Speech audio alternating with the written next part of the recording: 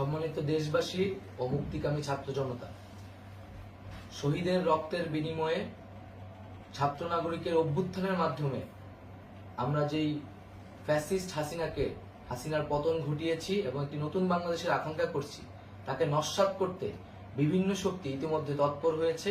এবং নানা ধরনের ষড়যন্ত্র এবং পরিকল্পনা করা হচ্ছে। আমরা মুক্তিকামী ছাত্র জনতার পক্ষ থেকে স্পষ্টভাবে বলতে চাচ্ছি